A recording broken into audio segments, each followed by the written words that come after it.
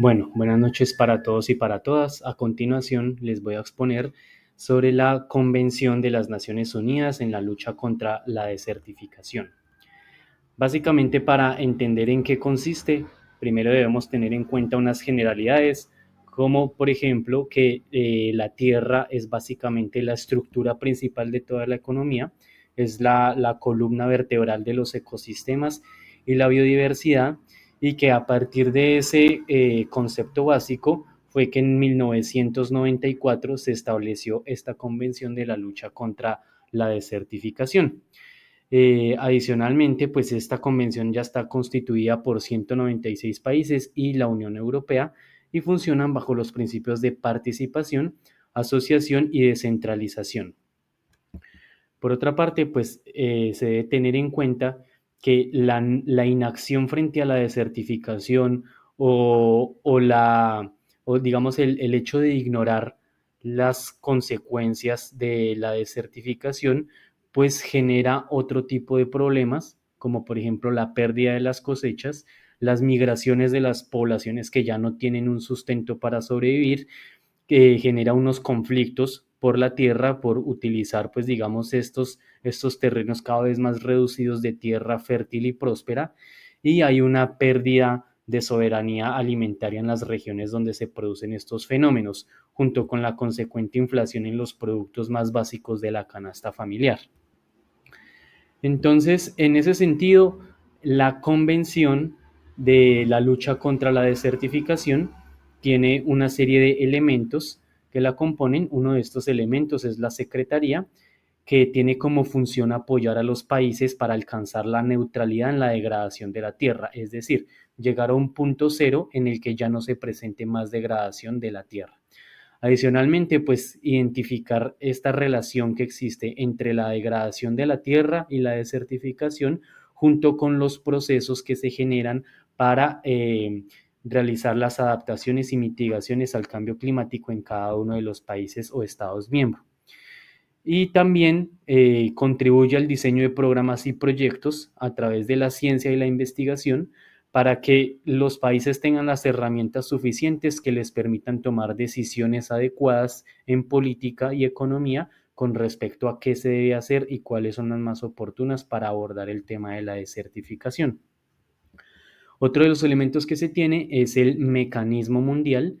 que básicamente busca facilitar toda esta movilización de recursos a nivel interno y externo en los diferentes países, con el fin de que se tenga un músculo económico que contribuya a implementar pues este tipo de proyectos que están encaminados en frenar la desertificación y más bien fomentar la recuperación de los suelos que han sido degradados. Y este mecanismo tiene también unos pilares fundamentales que actualmente se encuentran en ejecución. Tres de estos pilares constituyen: uno, la movilización de recursos para la Gran Muralla Verde; la neutralidad de la degradación de la tierra; y la iniciativa sobre la sequía. Entonces, bueno, por otro lado, existe el marco estratégico de la convención, que es básicamente como el documento que se generó para establecer como cuáles son estas estrategias generales y estas metas globales que se quieren alcanzar en términos de la desertificación. El marco estratégico tiene un horizonte que va del 2018 al 2030 y busca frenar por completo la desertificación en los países a través de la implementación de políticas, planes, programas y procesos nacionales. Tiene pues esta visión de frenar la desertificación, alcanzar la neutralidad en la degradación de las tierras y mitigar los efectos de la sequía en las diferentes regiones. Adicionalmente, pues tiene como unos objetivos muy específicos concernientes a la restauración de la productividad de las tierras, el mejoramiento de la vida de aproximadamente unos 1.300 millones de personas que actualmente ya se encuentran en un alto grado de vulnerabilidad por la degradación de la tierra, la reducción de los impactos en la sequía de las poblaciones más vulnerables y el aumento de la resiliencia, y la generación de efectos ambientales globales que además permitan la movilización de recursos financieros y no financieros para apoyar a cada uno de los países miembros en este proyecto grande que es el de frenar la desertificación. Y finalmente, el marco constituye una estrategia de implementación que busca definir las funciones y las responsabilidades que tienen o que deben tener cada una de las partes interesadas, es decir, cada uno de los países que hacen miembros de esta convención. Entonces acá pues ya les muestra como el primer elemento grande que se está trabajando actualmente, que es el de la Gran Muralla Verde, que se encuentra en esta zona conocida como el Sahel, que es básicamente esta franja roja a lo largo de África, que se extiende por aproximadamente 8.000 kilómetros y que empezó como este proceso de reforestación desde el año 2007 a partir de un proceso mancomunado de acción entre la Unión Africana y la Agencia Panafricana del Gran Verde. Esta gran línea impacta directamente a 22 países y busca como alcanzar una mejor sostenibilidad y un crecimiento económico a través de la restauración de aproximadamente 100 millones de hectáreas de suelo que se encuentran degradados y que a través de estos procesos de reforestación van a lograr secuestrar 250 millones de toneladas de dióxido de carbono y crear aproximadamente unos 10 millones de empleos verdes en este continente.